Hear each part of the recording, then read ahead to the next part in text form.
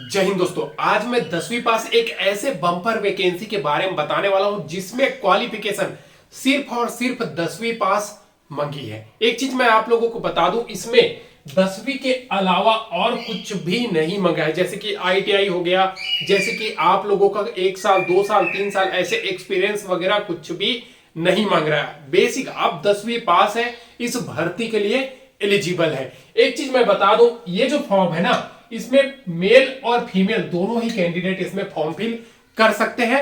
और एक और खास बात है इस फॉर्म भरने से कि इसमें बिना परीक्षा के आपके 10th के परसेंट के आधार पे सिलेक्शन होता है, यानी कि बिना एग्जाम के।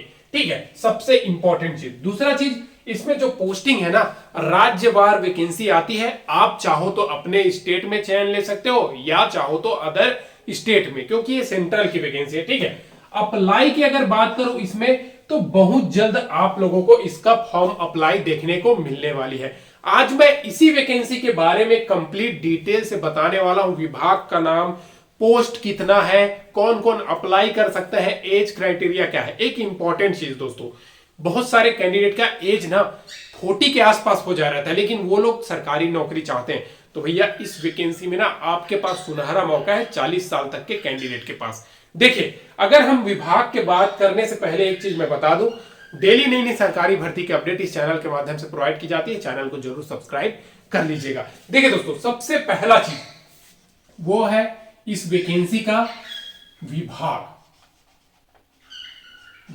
आखिरकार इस वैकेंसी में विभाग कौन सा है और जो पोस्ट कौन सा है, कितना आएगा। ठीक है, 10वीं पास वैकेंसी है, लेकिन पोस्ट कितना आएगा। तो सबसे इंपॉर्टेंट चीज पोस्ट बता दे रहा हूं। इस बार आप लोगों को 35,000 प्लस वैकेंसी देखने को मिलने वाली है।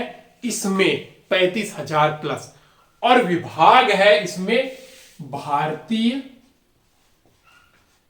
डाक विभाग।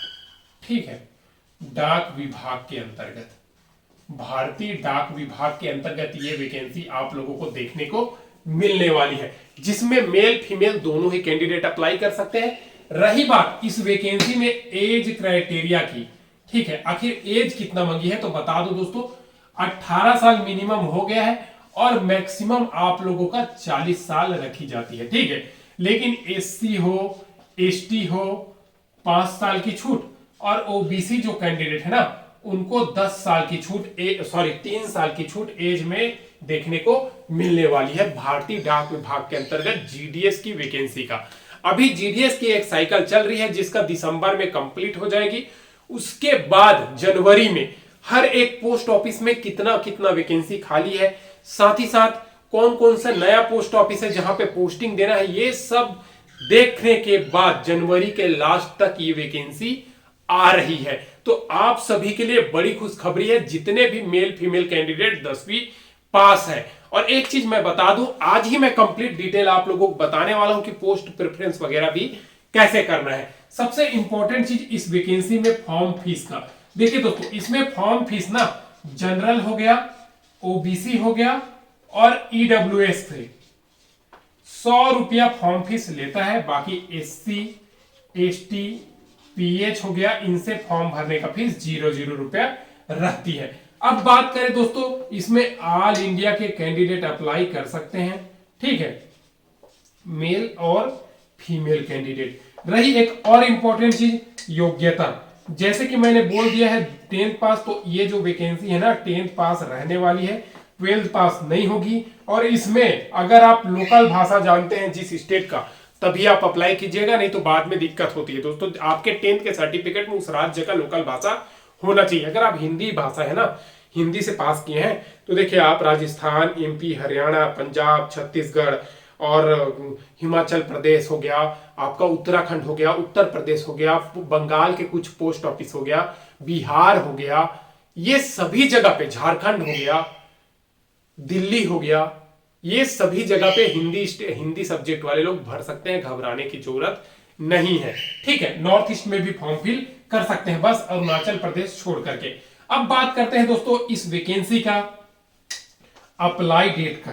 तो अप्लाई डेट तो मैं पहले ही बता दिया, जनवरी के लास्ट या फरवरी के फर्स्ट वीक तक ये वैकेंसी आप लोगों को देखने को मिल जाएगी, जिसमें अगर हम चयन प्रक्रिया की बात करूं तो बिना परीक्षा की एग्जाम है, आपके 10th के सर्टिफिकेट में जो परसेंट है उसी के आधार पर मेरिट बनती है और सिलेक्शन होती है। अब देखिए, आप पूछ रहे होंगे कि सर ये जो वैकेंसी है इसमें कौन कौन सा पोस्ट होती है, तो सबसे इंपॉर्टेंट चीज में जीडीएस में आपका branch post master, BPM, ABPM assistant branch post master और डाक सेवक, यानी कि जो रेलवे में डाक होता है ना वहां पे काम करने वाला। तो ये 3 प्रकार की वैकेंसी होती है। अगर आप बीपीएम बनते हो ना तो बेसिक आपका 12,000 सैलरी है और ये बढ़ करके आपका 18 से 19,000 के आसपास बन जाएगी, क्योंकि 50% आप लोगों का डीए है। ठीक है, उसके बाद आप लोगों का आता है दोस्तों एबीपीएम का, तो ये 16 16 हजार के आसपास पर मंथ मिलने वाली है और ये इंक्रीमेंट से केंद्र सरकार के द्वारा आए मतलब होते रहती है। और इसमें एक बार आप जीडीएस में चयन हो जाओगे ना तो बहुत सारी फायदा है, डिपार्टमेंटल प्रमोशन की बहुत सारी वैकेंसी आते रहती है। तो अगर आप डिपार्टमेंटल कैंडिडेट है तो उसमें फॉर्म फिल करके एमटीएस हो गया, पोस्टमैन हो गया, मेल गार्ड हो गया, ये सभी पोस्ट में आप आसानी से चयन ले सकते हैं। अब सबसे इंपॉर्टेंट चीज वो है दोस्तों इस भर्ती में चयन होने के लिए पोस्ट प्रिफरेंस का। तो देखिए दोस्तों, आप सभी को मैं बता दूं सबसे कम जो कटअप है ना, हमेशा आप पूछते हैं कि 10वीं में कितना परसेंट होना चाहिए तो फॉर्म भरे। देखिए भैया, अगर नोटिफिकेशन के हिसाब से अगर आपका 10 में 50% से ऊपर है या 50% है तो आप इस वैकेंसी के लिए एलिजिबल है। लेकिन आप सभी को पता है भैया 10th में तो जिसका ज्यादा परसेंट उसी का होगा। तो आप लोगों को मैं बता दूं घबराने की जरूरत नहीं है। आप लोगों को मैं बता दूं कटअप कहां कम जाता है, तो भैया एक तो नॉर्थ ईस्ट में कम कटअप जाता है और अभी प्राय सभी जगह थोड़ा हाईएस्ट कटअप जा रहा है, लेकिन कुछ दिन बाद ये कम हो जाएगा। क्योंकि देखिए बहुत सारे फेक रजिस्ट्रेशन भी करते हैं जिसकी वजह से कटअप हाई जाता है, लेकिन वो लोग ज्वाइनिंग नहीं करते, जिसके वजह से लिस्ट ऊपर लिस्ट आते रहता है और बहुत सारी पोस्ट खाली चली जाती है जो अगले भर्ती में सम्मिलित होकर के आती है। ठीक है, अब देखिए एक चीज मैं बता दूं दोस्तों, डिजी लॉकर से वेरीफाई हो रहा है जिसकी वजह से वो फेक वाले लोग पकड़े जाते हैं। ठीक है, दूसरी चीज ये भी आप लोगों को मैं बता दूं, अगर आप जीडीएस में चयनित हो जाते हैं ना तो आगे तो फ्यूचर अच्छा है, लेकिन अगर आपका 50 से ऊपर परसेंट है तो जरूर भरे।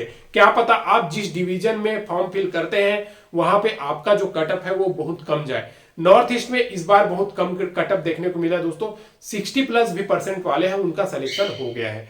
तो देखिए चैनल को सब्सक्राइब कर लीजिएगा, जब ये वैकेंसी का फॉर्म आएगा मैं आप लोगों को बता दूंगा कि भैया यहाँ पे इस बार कम कैंडिडेट फॉर्म अप्लाई कर रहे हैं, तो जरूर एक बार देख लीजिएगा। आप सभी को पता है कि जीडीएस की जो वैकेंसी आती है ना वो भारत की सबसे बड़ी भर्तियों में से एक होती है, ग्रामीण डाक सेवक की, क्योंकि इसमें अभी तक जितने बार भी वैकेंसी आई है, ठीक है, सभी बार आप लोगों को 30,000, 35,000, 40,000, 48,000 ऐसे वैकेंसी देखने को मिला है। भैया इस बार भी ना बम्पर वैकेंसी आ रही है और घबराने की नहीं है। 10वीं पास हो तो आप अपना सर्टिफिकेट तैयार कर लीजिएगा। सर्टिफिकेट जैसे कि आधार कार्ड में नाम गलत है, 10th के सर्टिफिकेट में नाम गलत है, तो ये सब सुधारवा लीजिए।